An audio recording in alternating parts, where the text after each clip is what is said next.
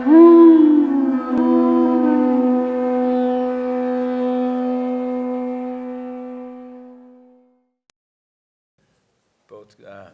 Gurudas and I started our Krishna conscious lives in the town of San Francisco, United States, in the mid-60s.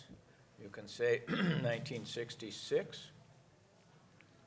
And just to sort of set the scene so you can realize how the Swami appeared to us, we were a young generation in our 20s. Our parents had just been through the World War II, the Great Depression. And after World War II, there was a wave of great prosperity in America. The war machine started cranking out consumer items, especially electronics, which made our lifestyle very prosperous in America, our parents. So we were the first generation of children to be so opulently raised. We had everything from our childhood on, including the best educations ever in history. We all went to college. We had everything from an early age. So in this spare time that we suddenly had, a whole generation of young people, we started looking for the truth. There must be more than this.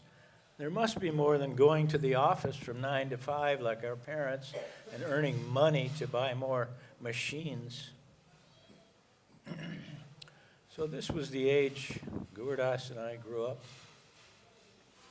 And by the early 60s, so many young people who were feeling in the same way, looking for the truth, began to gather in San Francisco, on the Lower East Side in New York also, but much more so in San Francisco in a neighborhood called the Haight-Ashbury neighborhood.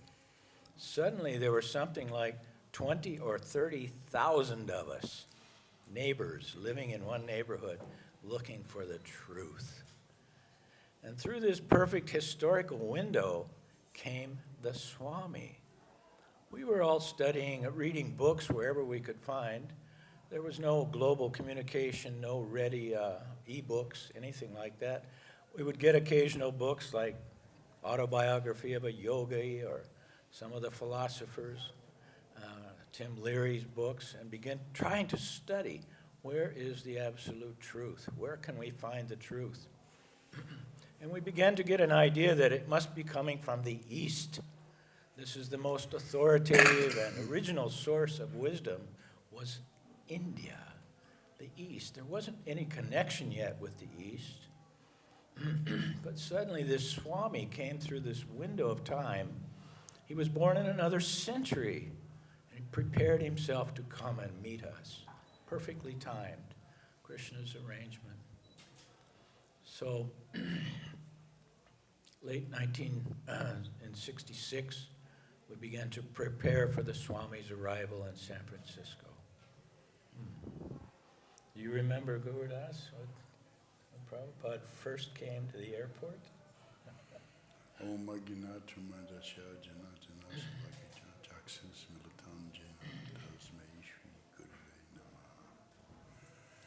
In Nandagam, we were looking at some art on the temple, and Prabhupada said, art means full belly.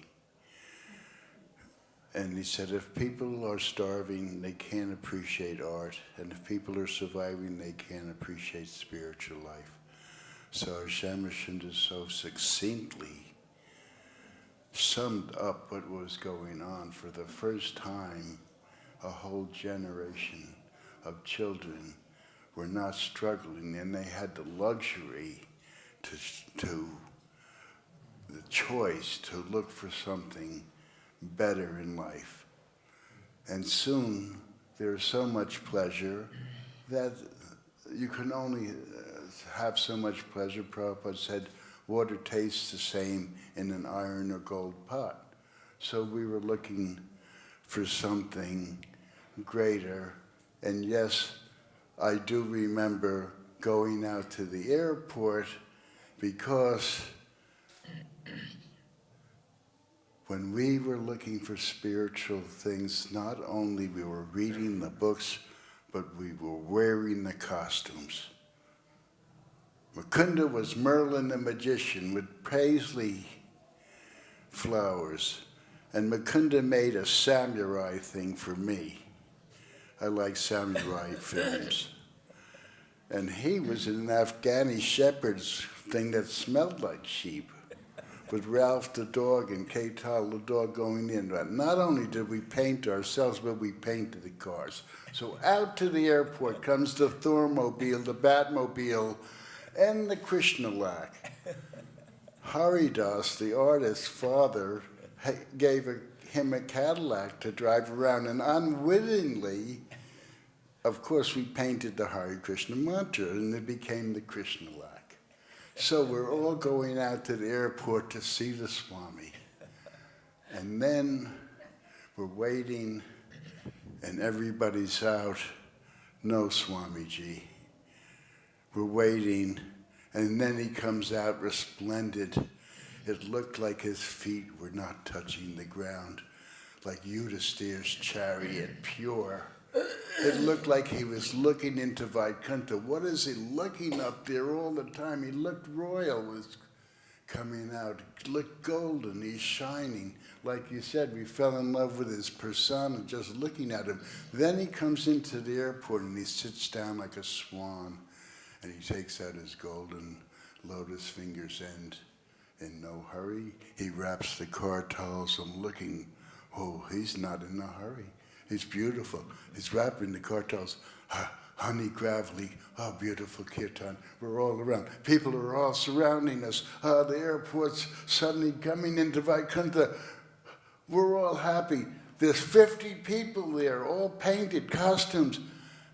The officials are coming to stop. Somehow or other, the Swami knows what's happening. He stops at that point. They have nothing to do. Then Mukunda comes, they embrace. We go to the temple in our caravan. And that's how the Swami came to the airport. The Swami lived in an apartment right above the temple. And in those days, there was no grandeur, there was no, we had no maps, we had no pattern how this is supposed to work.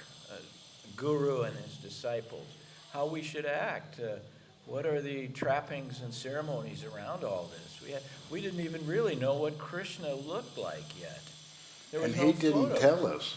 And he didn't tell us. Mukunda and Janaki and Jamuna had a little closer relationship with the Swami, so they could go to his room and see him from time to time. And then Swami would come down in the mornings and evenings and lecture in the temples. But in the beginning, it was like there was a real kind of distance between us and the Swami. Yeah. So we started, we were all his children. He was our father, but kind of a father who had been away a long time. So we began to try to find ways to catch his attention. What can I do? What excuse can I give to go see the Swami? Mm-hmm. And gradually, little by little, we began to become more familiar with him. But you brought up a good point this morning, Gurudas, that there was, in those days especially, and probably throughout his life with us, there was a kind of a separation between his public persona and his private persona. Mm-hmm. When he was lecturing in the temple, there was awe and reverence, almost everything he did and said. But once the door was closed, you were with the Swami, he was just like a hilarious friend, easy company.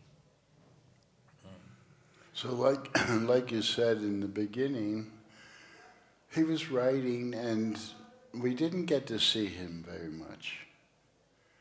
He would come sometimes down to the temple Monday, Wednesday, and Fridays, and the kirtan was at the early hour of 7 o'clock in the morning.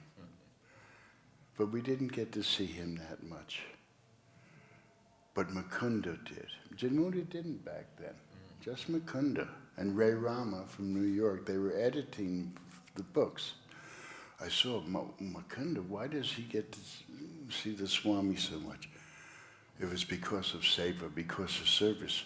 He was the liaison. He was our Siksha guru. He was our example. When he came from New York, he was and it still is transcendental. So he would get to see the Swami. So I thought, why? It was because he was doing so much service. So I'll tell a little story. Yeah. Okay. So then, it's sort of like the classical quest for the guru. You're at the gate. The disciple is at the gate, but until they're somewhat purified, until their intent is somewhat great, they can't go into the gate. It's in so many spiritual traditions. I was at the gate. When is the Swami going to call me in? And we didn't have, or I didn't have a spiritual name then. And we weren't married then. And then, no, I think we were. Yeah. It's called Gurudas in. But that was the first time I think the first time I actually had personal darshan with the Swami. And he wanted to know about cameras. And he said, there's a man from India who wants to know the prices of Pentax cameras. And I was hearing this in the Swami's, and I had the camera there, and he was looking at my camera, but it was periphery because I was feeling this effulgence, this oceanic smile, this comfort. People say they feel comfortable in Swami's presence. They feel they can trust him. I'm feeling good. Oh, Pentax, okay. I'm from New York. My foot's in the door. I go and get all these catalogs, the prices, Pentax. Next day, I have the Nikon that Krishna gave me, and the Swamiji says, let me see it. And there was a little light meter. And I showed him, when you put your finger here, it covers up the photosynthesis cells, and when you go like that, the needle goes like that. Prabhupada must have played with it for about 10 minutes. I'm sitting there.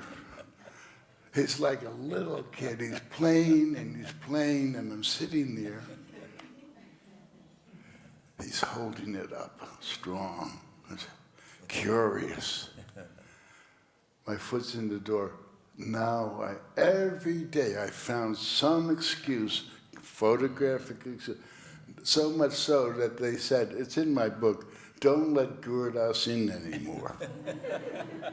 And so now, that's what they said, but now I didn't know, so I'm going to see the Swami. Now, when I go there, he had this oceanic smile, like you hadn't seen each other for 50 years. Ah, oh, he's so accepting. So I'm there. They said, don't let Gurudas in. They're in the kitchen. That's when I decided to go up the stairs. Oh, Gurudas, please come. And, oh, Gurudas is there again. Because Krishna arranged. He never said no. Yeah, you can say, too, in those days, early days, that Prabhupada, he wasn't Prabhupada yet. The Swami, he was learning as much from us as we were learning from him. That's a good point. He didn't even know how a camera worked. So we taught him at the same time he was teaching us. And one of the things that we had right away, and the first event we had after the Swami arrived, about 10 days after he arrived, was called the Mantra Rock Dance. It was a big concert we put on with all of the most prominent musicians in San Francisco in those days to raise money. We were always broke. Nobody had a job. And after the Mantra Rock Festival, or concert, this is a concert where 1,000 hippies in the audience are dancing and strobe lights, and all the famous musicians and icons of the hippie age are performing music. And the Swami led a kirtan, which 1,000 people joined in. It was ecstatic. First time in San Francisco. So after that, he learned, this is what he was learning, that the American boys and girls liked music and crowds of music, big assemblies of music. And basically that was the beginning in his head of the idea of the Sankirtan movement. He began to order instruments from India, write letters, mridungas, muskam, kartals, send them quickly, huge orders so that we can start singing and dancing in public. So like this, the Swami began to learn from us as we were learning from him. As Shyamasunder says, when Swamiji first saw Lai in New York, he thought, first saw snow, he thought, why are they throwing lye off the roofs? Because he was a chemist. He never saw snow. And he actually said that. And around the corner was a donut shop, and like policemen, the devotees were hanging out in the donut shop. And on the top of the donut shop was a big board that said, donuts. I forget how it is spelled. D-O-N-U-T. Yeah, and Swamiji says, what are these do-nots? He thought it was the constitutional rules and regulations for society. What are these do-nots? So yeah, the mantra, he roomed with the manager of the Grateful Dead, Rock Scully, and all these great bands just donated their services for free because they just love Krishna consciousness. We were feeding everybody in the quarter. People were tripping on psychotropic things all night, and there was come to the Krishna temple for kirtan and prasadam. It was part of the fabric of society. It wasn't always just the dance, but everything. There was a free. Next to us was the Diggers. They would give free everything. And the Hells Angels, the motorcycle gang, and they were right next to them. When they ran out of sugar for prasadam, they'd come. Okay, they were feeding people too. They had a free store. It shows you, this is the 60s. They had a free store. Okay, I have 2 pairs of shoes. I'm going to put 1 pair of shoe in the store. I have too much clothes. I'm going to put it in the store. I have no shoes. I go to the store and take some shoes. Free store, barter system, free food. But wait, this is the free love, free everything 60s, and LSD is called psychotropic. It means that artificially you can induce a psychotropic state. It can be used for counseling because you see a transcendental realm. If it's done right as a tool, it's valuable. And Tim Leary gave me my first trip. So people were doing this, and there was a coat in the free store that they dipped in liquid LSD, so the people in the neighborhood knew this, and they'd take a swatch of the coat, eat the swatch, and trip in Golden Gate Park all day. This brings kind of the main theme of those early days. Prabhupada, the Swami's tolerance, his absolute tolerance. He didn't start telling us things that we should or should not do, other than the 4 basic regulations. Even those were not so strictly enforced. We all had, as Gurudas mentioned, our dogs. We brought our dogs to the Swami's lectures every morning. They stayed outside, but occasionally they would wander in the temple also. As soon as the Swami was finished talking, we'd run outside and have a cigarette on the sidewalk. Yeah, like intermission in the theater. Intermission. But little by little, the Swami stopped these habits. Yeah, right. His tolerance was there. I mean, that's the only reason we could stick around.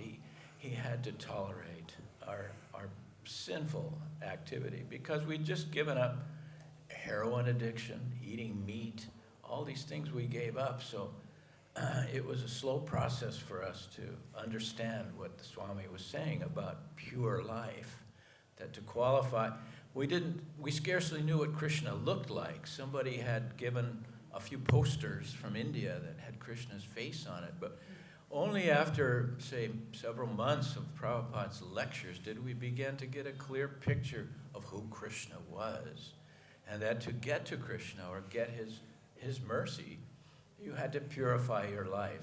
Little by little, we did that. So he said, why would we go with this elderly gentleman from India? We were looking for Swami, and he was everything, not only jolly, compassionate, but why would we give up all these free pleasures? And he identified, he said, I've given them something tangible, the Vedic system. We were having fun, but we were just like hamsters on the samsara wheel, not really getting any place. And he says, like you said, it is not, we don't want to force anybody. He always taught us by example. He says, if we cajole, if we trick somebody to become a devotee, they'll go away. Something easily learned is easily forgotten. So if someone makes the choice for spiritual life, then they'll do that. But it was by example. He didn't tell us to bow down. He didn't tell us to shave head. There was no instruments. We had no tulsi beds, big red beads. Well, somebody had big red, yellow, green, rainbow, but big. They were tying it. They were. Mukunda has them. You see he didn't tell us no Vyasa-san, no movement, no elders, no books. What do we have? It's like, do you pick Krishna or the army? We had the Swami. And he was teaching us, spoon-feeding us. No prayers on a little slate. He gives us the Chaitanya prayers. Slowly, slowly. We liked what the Swami said about pleasure. We were into lives of pure pleasure, and he said, we had a kind of preconceived notion that spiritual life meant something like Buddhism, where you just gave up everything and tried to find the void. But Swamiji said, no, you can't give these things up. By nature, your spiritual nature is you want pleasure. That's eternal.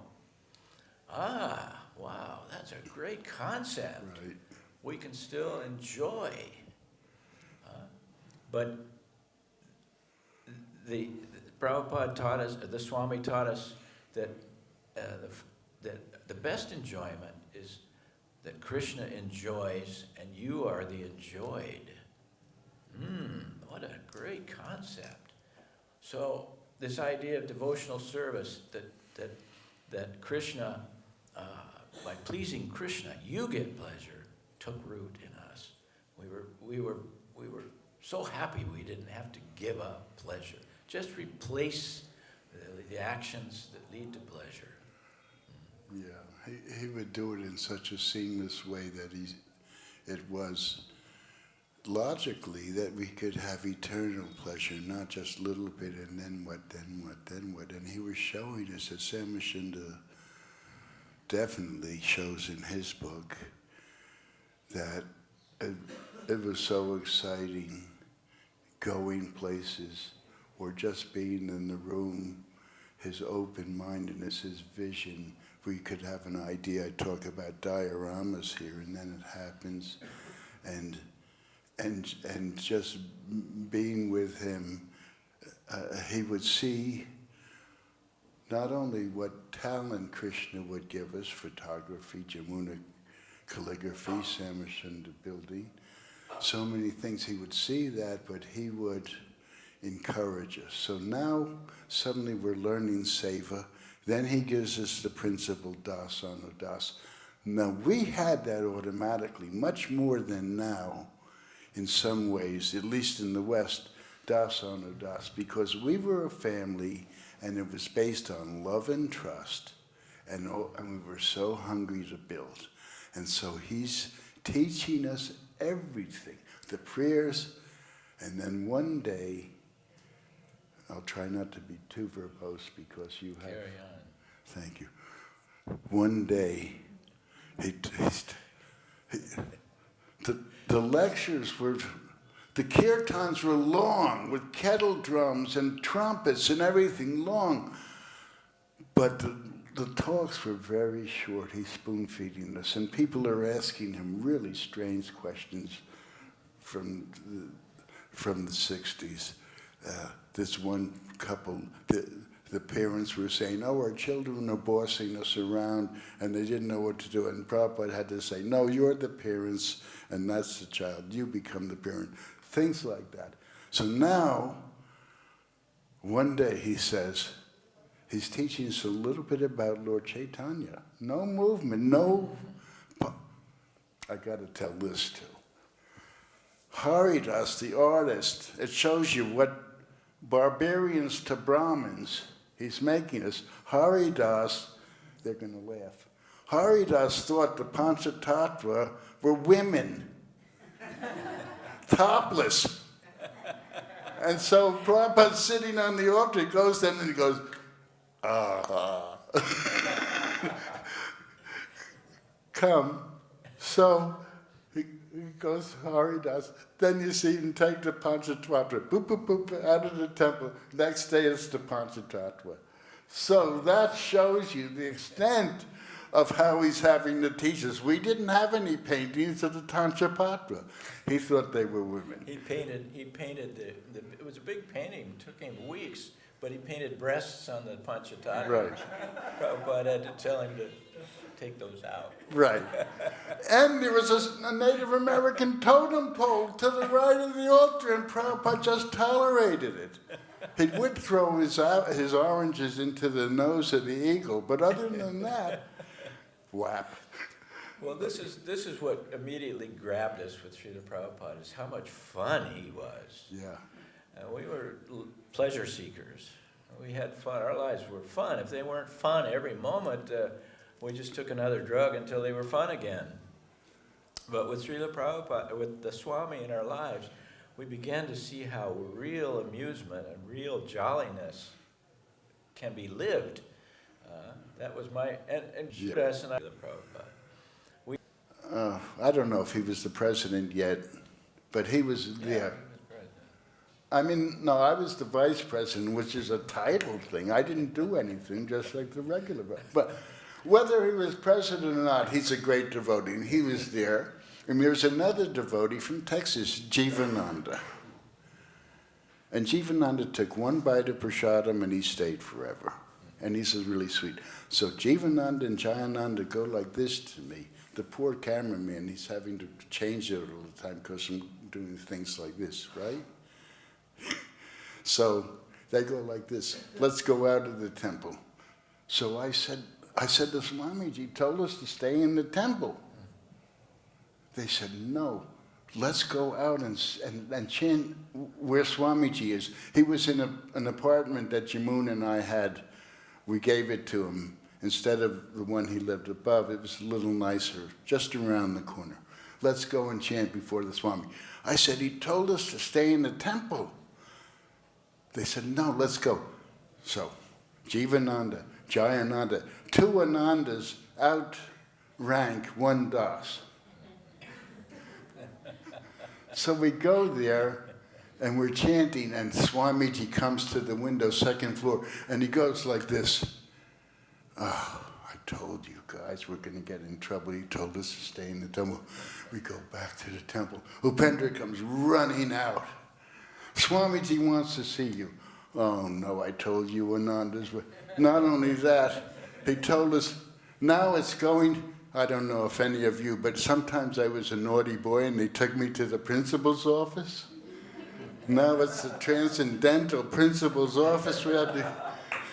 He told, none of us had been chastised at this point, but we did not want to experience that. We knew this. It was becoming from the Swamiji to awe and greatness. He didn't demand respect. We're going there. He told us, Upendra comes running out. He said to go back to the temple. Upendra said, no, you don't understand.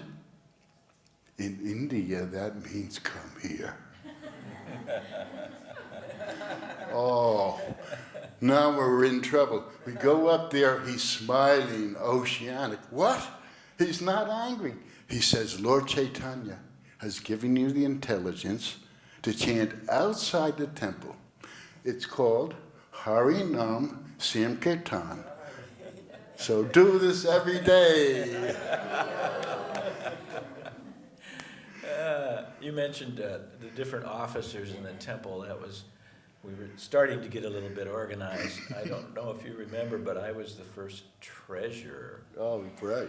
After the Mantra Rock concert, which was, I think, on the 29th of January, so 12 days after Prabhupada arrived, I got a message from Mukunda to come up to see the Swami. So I walked in. I had not yet spent any time in the Swami's room. So I was kind of in the awe and veneration, awe and supernatural awe stage. And he said, "Oh, so you have put on that concert last night?" And I said, "Well, all of us did. I mean, I maybe started it." But he says, "How much money did we make?" I said, "Well, I'm not sure. Malati collected the money, but I think around $2,000. And his eyes went about that big. And he said, "Whoa, well, that's great." And he said, "Come here." And he scooted over, and I motioned for me to sit beside him by his coffee table, his low coffee table. And as he brushed my arm with his shoulder, these jolts of electricity shot through my body, well-being. I never felt better in my life. I could hardly hear what he was saying. I was reeling with physical well-being. And then he said to me, "Do you know bookkeeping?"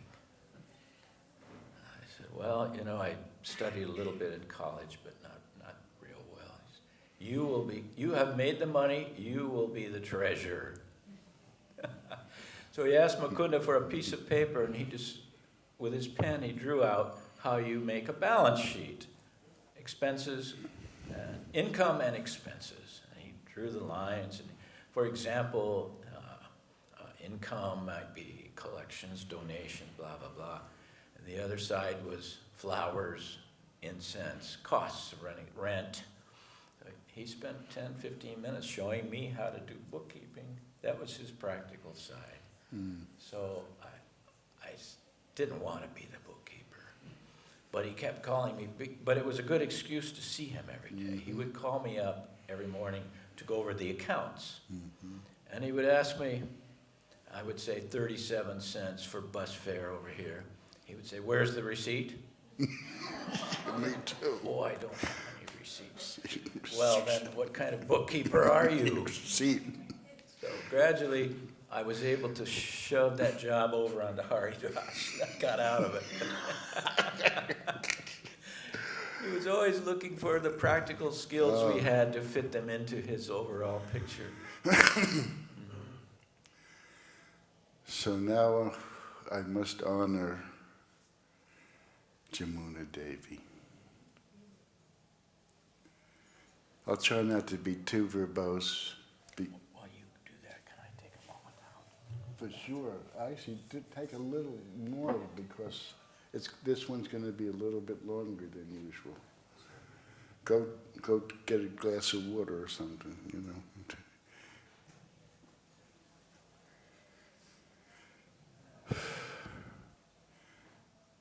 The nice thing was that we were friends before we were devotees. It wasn't arranged. The minute we saw each other, we knew we were in love. It's called a thunderbolt. And the whole story is even interesting, how we met. It's in my books, but there was a Black Panther violent organization in the United States, and one of my old friends was a Black Panther. And this great friend of mine said, "I want you to meet this woman." And the Black Panther friend came with me, and he had a saxophone case. And I said, "You're playing the saxophone now?" And he said, "No, I'm taking food out of people's refrigerators." So he tags along, but Jamuna comes in the room. She puts 2 pieces of incense in a little hole in the wall. And she looked at me. I told the Black Panther guy, in black slang, "This chick's opened my nose. Don't take any food out of her. Open your nose means you fall in love." It's black slang. He left. We talk all night. We have this connection. So now, Golden Gate Park, I had a place that was an invisible place, and I was reading the Bhagavad-Gita, and she comes into the grove, and she proposes marriage with the most unromantic proposal of all time. Harsharani says, "If you live together, you got to get married." No, she didn't say it in that voice. Harsharani says, "If you live together, you got to get married." Oh, well, hippies don't want to get married. Okay. Well, if I'm going to get married, it's her. She's the love of my life. Okay, should we do it with the Franciscan monk, the Buddhist guy, or the Swami? We'll do it with the Swami. So we go there and we say to him, "We want to get married." And he says, "Yes, but first you must get initiated." We didn't really know what it was. He told somebody, "If I told you the rules and regulations, you wouldn't join." It was like that. We didn't know. But I had an idea. Okay. When do you want to initiate us? Tomorrow? He knew. Chanchala. As it was, I went through a whole... Shyamasunder, they didn't know if I was going to get initiated until I was across town, the whole thing. So finally we do. In Janaki, in the storefront, we make a fireplace.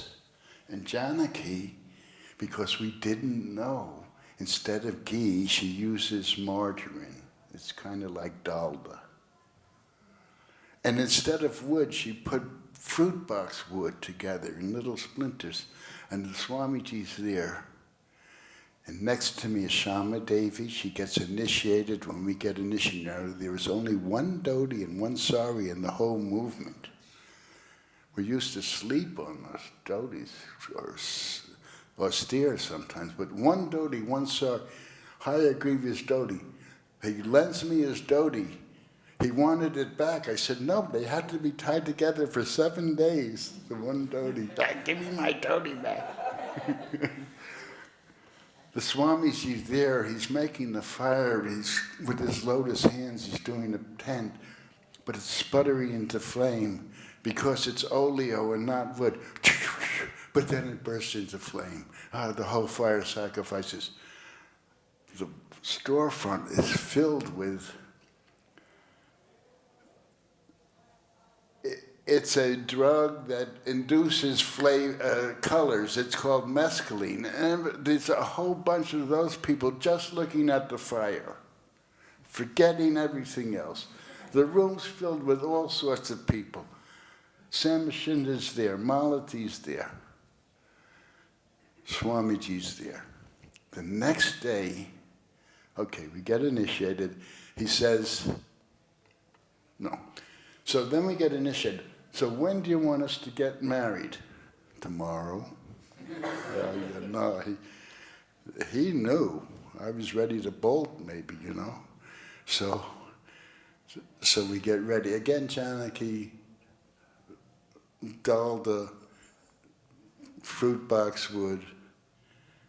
Again, he does a beautiful fire. But this time, next to us is a woman who wanted to marry Prabhupada.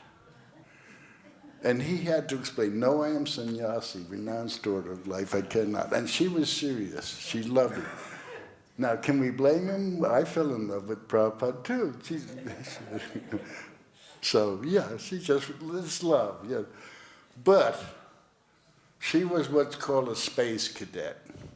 She was so whatever. She was not of the world, and she had a baby on her lap. Not only did she want to marry Prabhupada, but she's got a baby. Sure, yeah, I'll give up sannyas and live with you with your 3-year-old baby. No. So the baby's head is hitting the floor. So Jamuna and I are looking over. She's like, a space cadet. So much so that the masculine people are stopping looking at the fire. They're all saying, pick your baby up. Everybody in the whole congregation is saying, pick your baby up. Prabhupada's transcendental. He's looking Vaikuntha. He sees, oh, pick baby up, he says. She's a space, but she's also a mother. She picks the baby up. Prabhupada smiles. He looks at everybody with his smile, the whole congregation. He makes the joke, we'll be strong, baby. Then we had the fire sacrifice, and he said, your marriage is like the fire. It'll sputter at first and then burst into flame.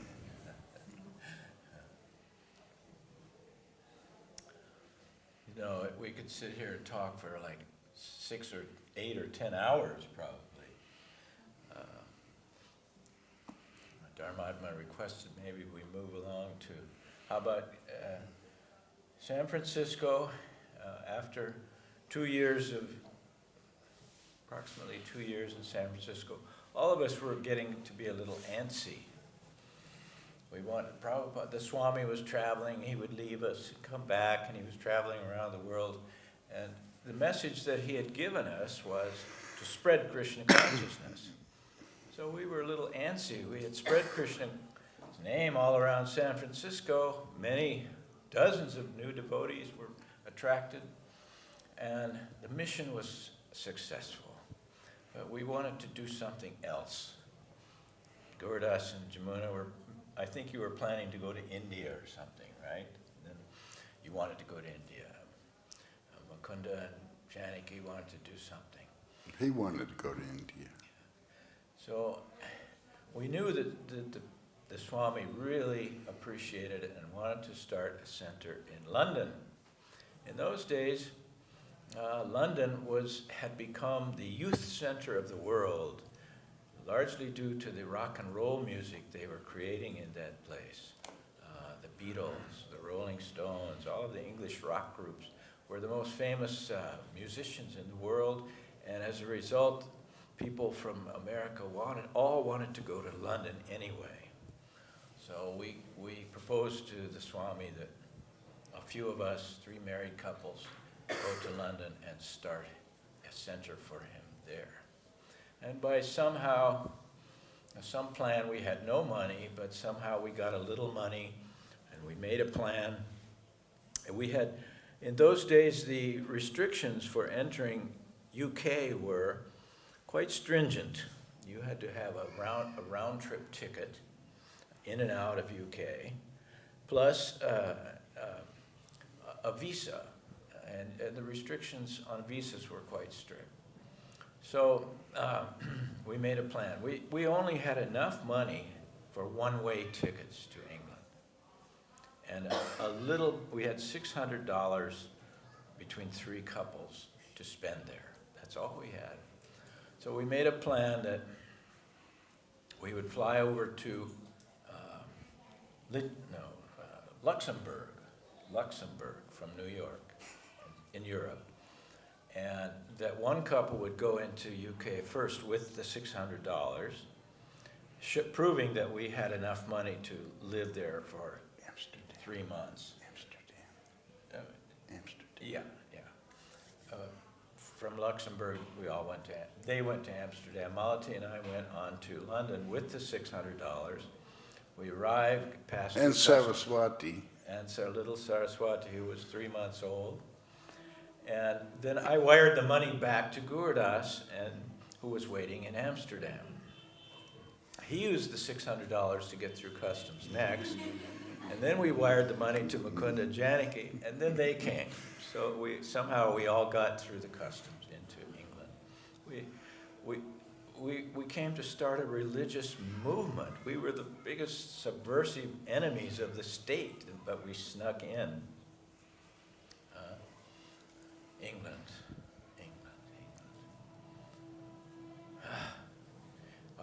Our desire was to create something magnificent in England. We knew this wasn't right away from day one. We knew this was not going to be easy. There was no neighborhood like in San Francisco where all the young people gathered. They were all spread out around the big city of London, metropolitan, huge city. There was one central area in central London where called the Arts Lab, and there were a few other institutions in that area where hippies came to have programs or whatever, but then they dispersed. And up to now, there was no pattern really how to start a temple. Most temples, there were three temples, I think, in the whole world so far, 3 or 4. And they were all started by renting a little storefront somewhere. But in London, that wasn't possible. We wanted to build something grand in London. So we worked very hard to create this dream for Srila Prabhupada. So we only had 2 names, a doctor in the suburbs, Ern Ill, who we didn't know, and we started to have some programs, some gatherings, small gatherings. Some East Indians would come, but we were outside the city. Then he started to want some rent. We talked it over. We have to find something more central because we were way, way outside the city. So Shyamasunder bought a little red pickup truck. He's a great visionary, Shyamasunder. He's a visionary. He brought a whole shipload of redwood before we had a temple. So is that not a visionary? He really is. So he buys this red pickup truck. I don't remember this, but it had a little crank in it. Started, yeah, I had to crank it. Tell him what happened one night, and then you made me crank the crank. This was a very old machine, and the way to start, I don't often remember. it wouldn't start with the key. You had to crank it in front, by the grill in front of the truck. Crank, crank, crank, and then the motor would turn over. And usually this was Gurudas's job because he was the strongest and I had to sit behind the controls. One night it was after visiting George Harrison actually, later. On the freeway, a tire went flat. Night. So we fixed the tire somehow, and then I said, Gurudas, go out in front and crank the car to start. It was snowing. The snow was flying by, so the front lights were on, the headlights, and there's Gurudas in front going like this, snow whipping by his face, and hundreds of cars streaming by on the expressway. And he cranked it 3 times, 4 times, and suddenly the motor caught. And when that happened, that crank turned backwards, and it came around and hit his dhoti in such a way that it pulled his dhoti off. It was very windy and snowy, so 5 yards of cloth flying in the air like a banner, and there's Gurudas standing in the headlights in his underwear. Yeah, but that's nothing. Later on, when we were just dealing with George Harrison, because devotees could be very enthusiastic, it was basically Shyamasunder, Mukunda, myself, and Jamuna. So one day the Beatles are they're rehearsing, and a devotee crawls up to the roof, and he's on the skylight. He's looking in at the Beatles, and the skylight breaks, and his dhoti gets caught in the shard of the skylight, and his dhoti falls off, and he falls at John Lennon's feet in his Brahmin underwear. He didn't get hurt, but John's rehearsing, and he says, "Hey, one of yours, eh, George?" It wasn't actually a dhoti. He was crazy. You remember him, Robert? Oh, that guy, He was yeah. nuts. Oh, yeah. And he would wear a sari. It was like a sari. He would wear wrapped around him. And as we were watching the Beatles practice for their, I think it was the Let It Be album, maybe the White Album, he had crawled up on the roof and he crashed through the skylight, yes, and then fell right at John Lennon's feet. He stopped playing for a second, said, "Must be one of yours, George." Then went right on playing. We dragged him out. So we had to get in the middle, and there was this underground newspaper called International Times. So we started to put articles in there. We had the Prahlad story in 2 sections. I put text in. Jamuna did a calligraphy cover. We're getting to know them, and they told us that they were moving down the street, and where they were restoring the old newspapers, that place might be available for us for a temple. So they told us where to go to meet the owner of the buildings. And so we go to a penthouse, a building on Portman Square. It's a gated community, and we go to the penthouse, and it's 360-degree London. Now, I think in your book you said I just did it alone, but I think you were there and you said, Gurudas, you do the talking. But whatever, we go there, and this white, skinny, emaciated guy, he looks like Oscar Wilde. I don't know if you know what that looks like, but he's just like limp handshake. And well, Oscar Wilde is all right. He said something very interesting. He said, "Be yourself, everyone else is taken." So he looks like Oscar Wilde. You do the talking. We talk about books. He's interested in books, Bhagavad-Gita, whatever. I charm him. Okay, we can have this place. So now, on the top floor is the black Muslims, the branch of Malcolm X, who I used to hear in the civil rights, one a powerful speaker. It's a militant group. Now, in your book, you say that you all went with me. But I remember when everybody just said, Gurudas, you do the talking, you go up there. So his book is that they all went with me. Well, yeah, that's really these guys are thugs. He actually ended up in jail and he got killed. So yeah, Shyamasunder and Mukunda especially, he really looks tough. Malati might have scared him, but nobody else. Any rate, I remember going up there and just saying, "Hey, brother, why don't you find another crib, needs a place, because we're going to chant at 3:30 in the morning." Oh, so he left. This whole time, struggling in London was really a lot of fun. It's what kept us going. And what guided Prabhupada, the Swami, guided the entire 1 year that we worked on creating this grand, wonderful center in London by sending letters. Almost every day one of us got a letter. Not just general letters, but very specific, detailed letters, 2-3 pages sometimes 10 pages. Prabhupada directed our activities. So we always had the Swami's guide while we're doing all these things. We asked him advice on every matter that we did. So, and you could say that he actually was he started the London Center through us. Yeah. These letters were so important to the early devotees. For the first 5 years or so of Srila Prabhupada's movement, he ran the whole show through letters, through the post. There was no emails, no telephone, no cell phones, anything like that. You had to write a letter to where you hoped Prabhupada would be. He might be in New York, he might be in Los Angeles, he might be in Hong Kong. So you sent 3 letters, one to each place, hoping he would get it. And he replied every letter, no matter how short, how small, how long. He replied every point in every letter. Yeah.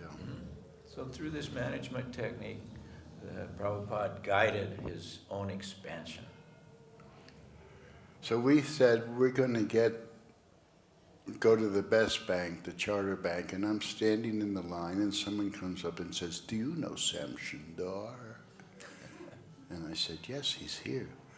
"He's here? I know him from San Francisco." He had a place right there, right in the middle of London. Prabhupada wanted us to go to London because he called it the center of the world. He sent Bhaktisiddhanta sent the top sannyasis. We went. This place was near the British Museum and Theosophical Society. So now we could have it. But meanwhile, because we were successful at this arts laboratory where everybody showed up, now there's almost 30 devotees. And we're in this little warehouse, temple, one room. Malati lived in a refrigerator box. George Harrison used to do the joke, Monty Python. "I was so poor, I slept on the floor." "Oh, you had a floor?" "I was so poor, I slept in the box." "You had a box?"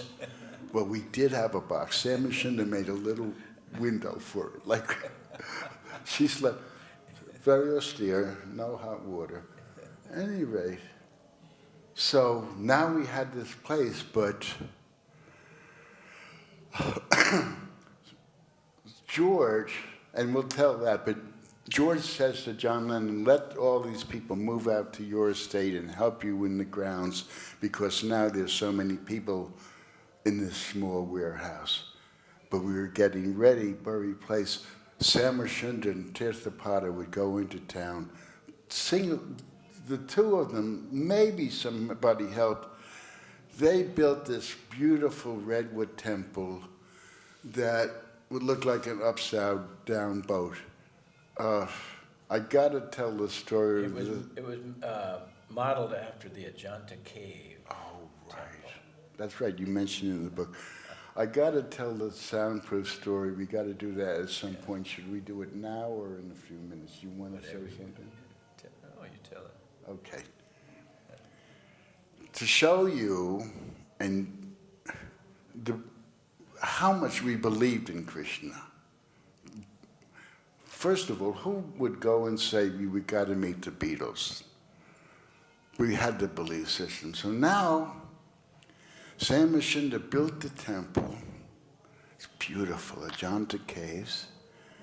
And we're in there, and the neighbor was complaining that the sound was coming through the wall.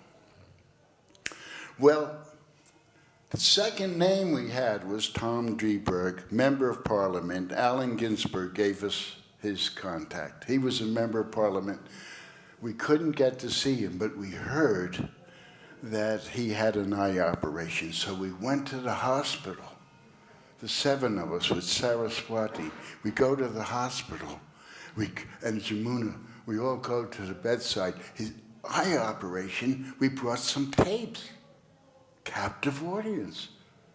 Perfect. A way to introduce ourselves. He couldn't read.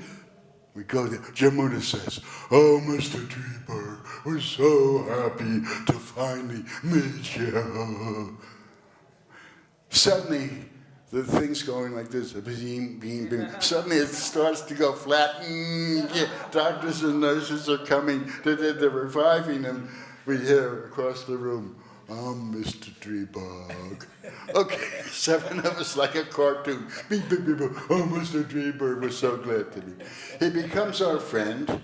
It turns out, stranger than fiction, he's a double agent for the KGB and the CID. But right now he's a poet. He liked devotion. He read the Bhagavad-Gita. He heard the tapes. He wrote a letter that is soundproof. The neighbor said it wasn't. So now all the officials are there. He had the fencing champion. We had Lord Goodman, the prime ministers. We had to borrow chairs from the Theosophical Society. Now, it's zoned for 2 caretakers. Now we have 30 people. All the sleeping bags are hidden near the door, stashed away. All the officials are there. We go downstairs. In the temple, he did a beautiful door with a window in it. 6 inches thick. The door was 6 inches thick, soundproof. Yeah. Well, the door might have been soundproof, but he was claiming that the sound came through the hall into his house, and his wife would faint every time the kirtan starts. Oh, there it goes. And his dog would jump up and down and go, yip, yip, yip. Wife faint, dog, yip, yip. He's claiming this to the officials.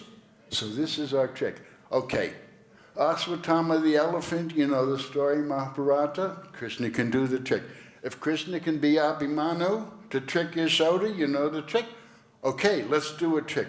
Don't do this at home, folks. It's not spiritual necessarily. We did it. So, the door's open. Mukunda, greatest Mridanga player. Door open. I'm doing kartals. Door closed. Door open. Door closed. Door open. Haribo! Haribo! Door closed.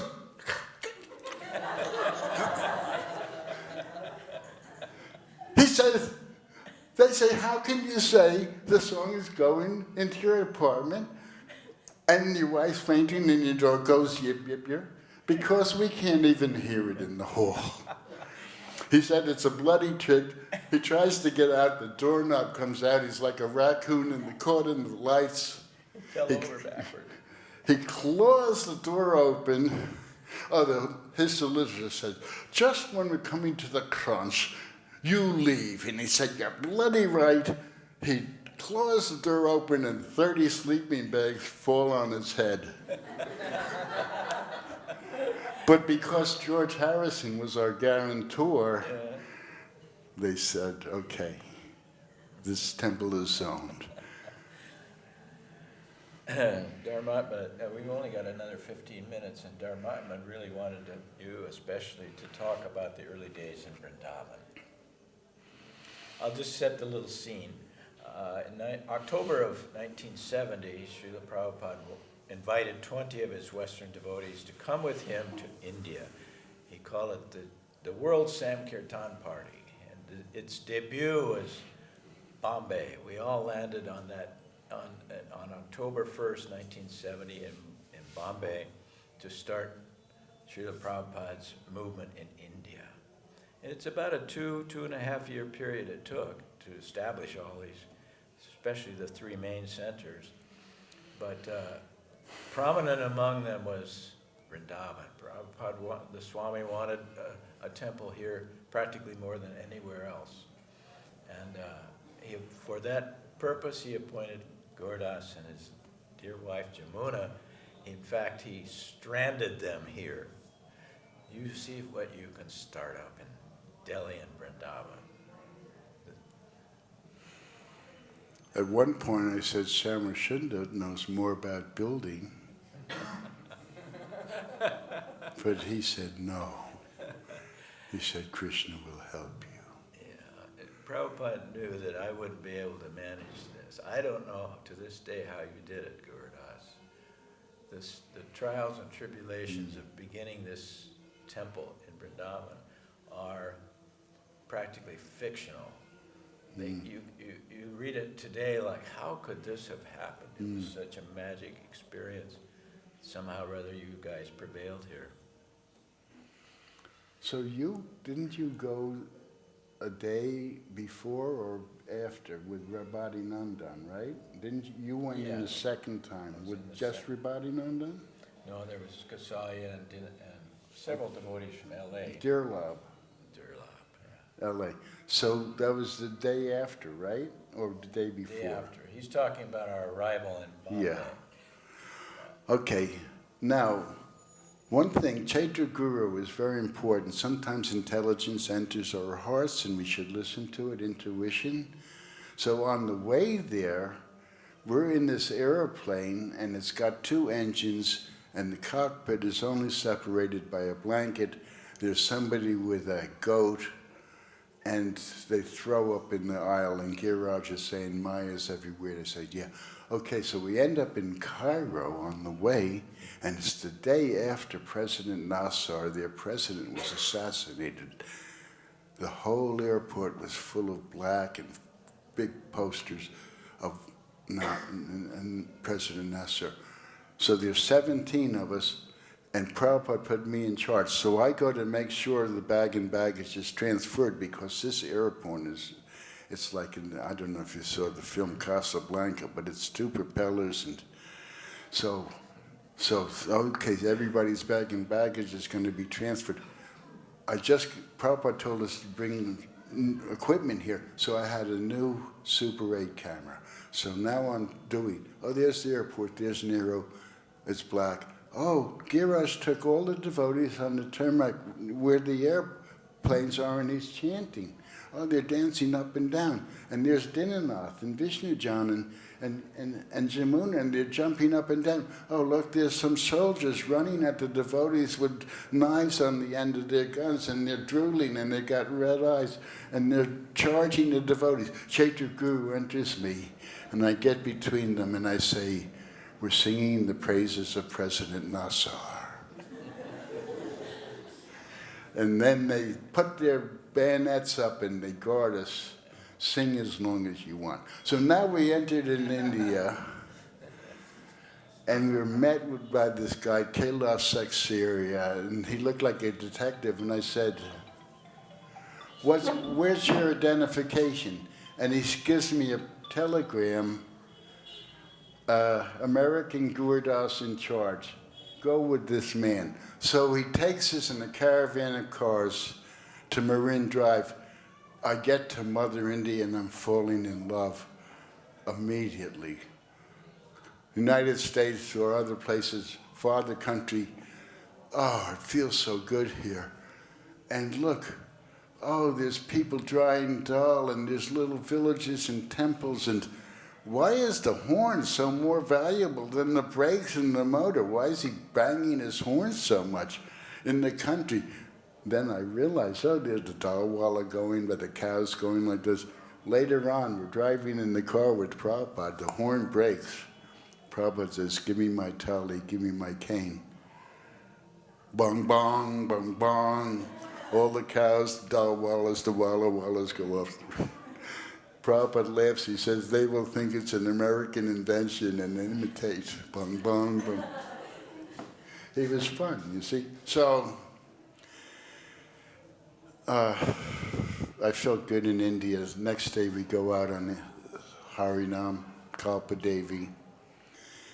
The man, very rich, Marine Drive, he sends people with silver pitchers of Nimbu Pani to stand by us as we do Harinam. So they thought this is the American style of Harinam, that they bring servants there with Nimbu Pani, So I sent the servants back, kept the Nimbu Pani. I'm learning about India. I give a talk, Krishna consciousness. I'm thinking it's really good. Any questions?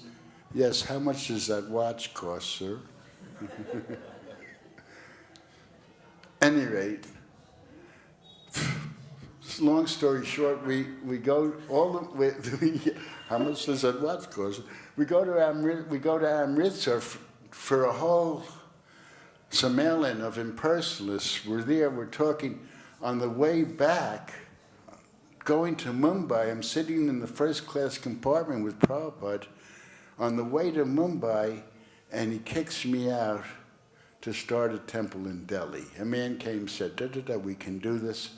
Prabhupada says, get down, see what you can do. So we go to Delhi.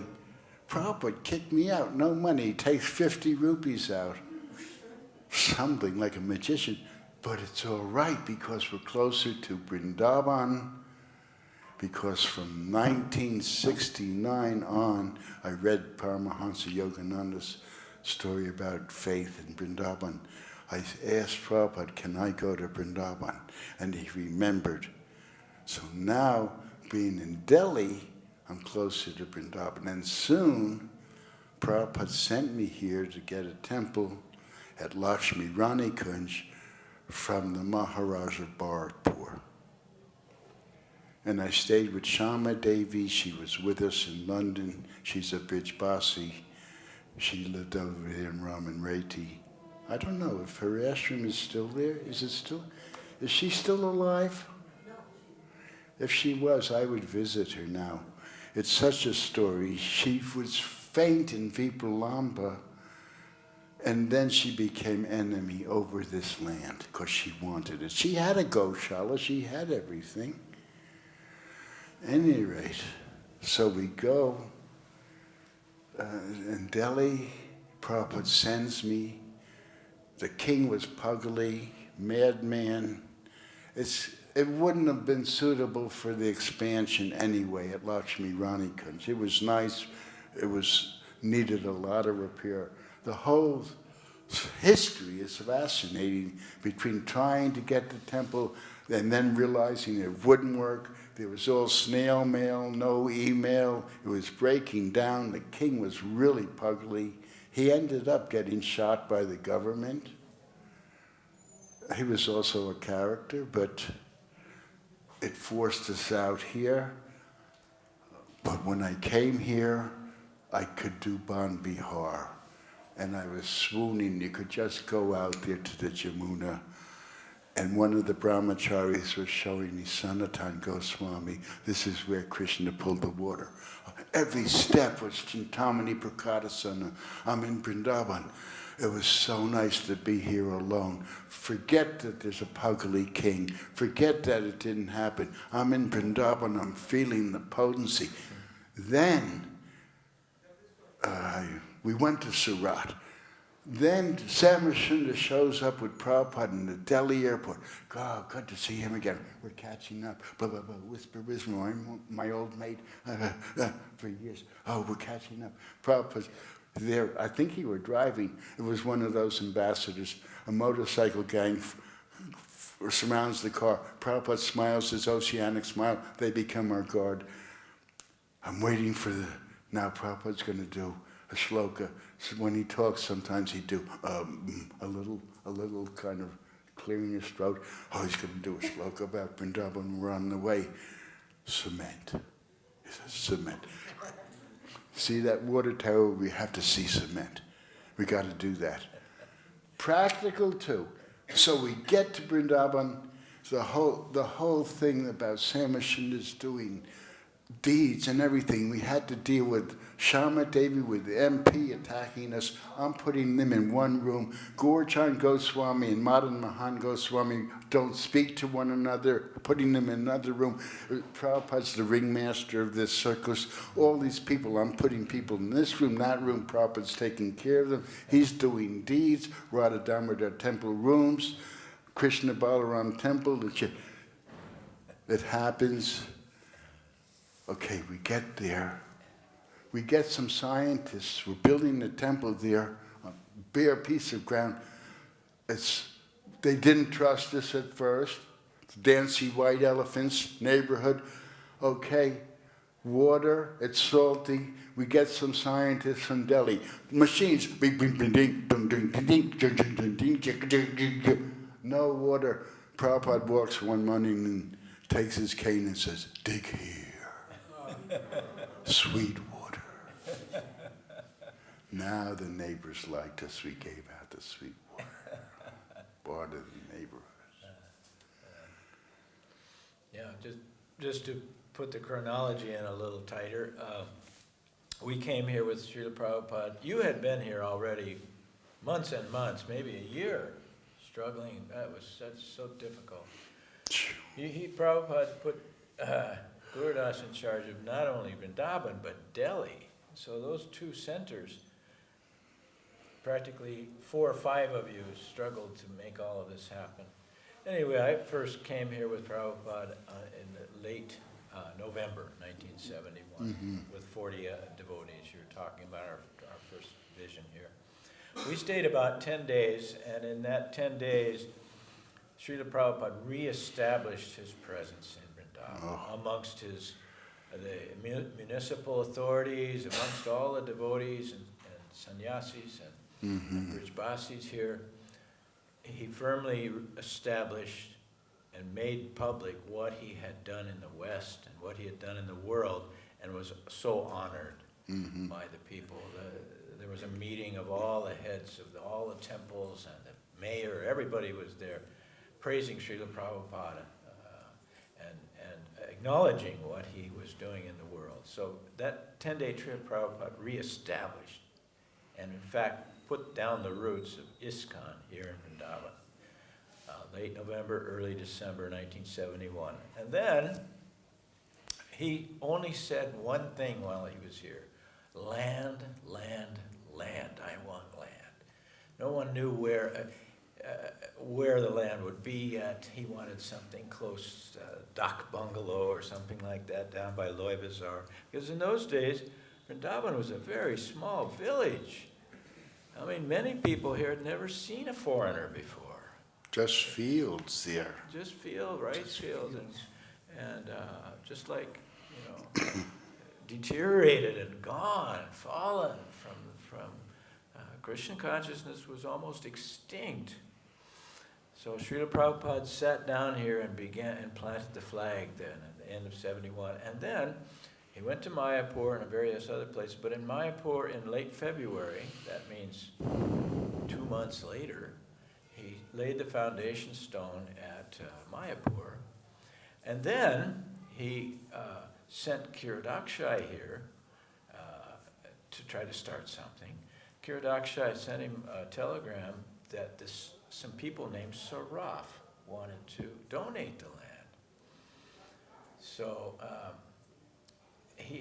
Kiradakshai apparently pestered the Sarafs to make their decision because Prabhupada was pushing. No, it was a chit. Yes, no. He picked the yes. They decided to cut up.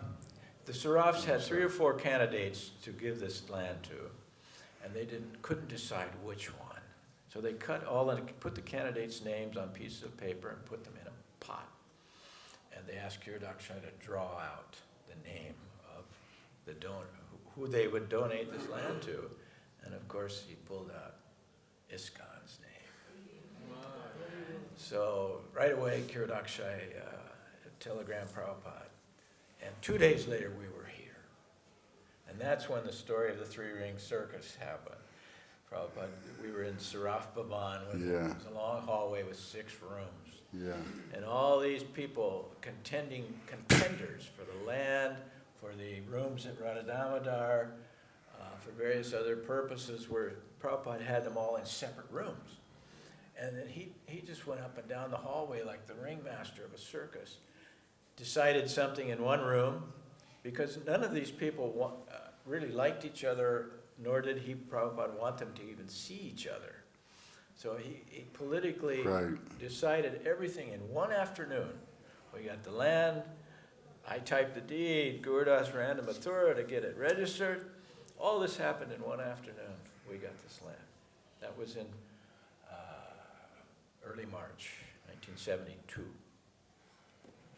We got to go on a little bit longer, because the caveat was that if we didn't build something within a year, we take it back. So people don't know that, so we had to do it. But Gaurachan Goswami of Radha Damodar Temple, as you said, Madan Mohan Goswami and I really got along together. He was a gentleman. They're across the courtyard and they're not even talking to one another. For generations, right? Yeah. Now they were just doing a seva, just Panchu would fall out of the cart 10 minutes before the Mangal Arti, which was about 7 o'clock, and he'd be cutting his eyes and doing the thing. They were just getting along. They wanted money all the time. Gaurachan was legally blind. I lived in Prabhupada's rooms. I used to feed his grandson and then wipe his mouth. But one day I didn't wipe his mouth. He knew the barbarian fed him. We had a relationship. He was charming, rascal. at the same time. He was bigger than life. He'd be going, Govinda, Govinda. He'd be smoking beedis, Govinda, Govinda. Some of the devotees would steal his beedis. Panchu, Panchu. So one day he says, what do you think of Gaurjana Goswami? So I said, he's a rascal, but he's a charming rascal. Prabhu says, yeah. He's invited us to dinner. So you came along. He took us everywhere. He took us to Lalit Prasad. Why you and me?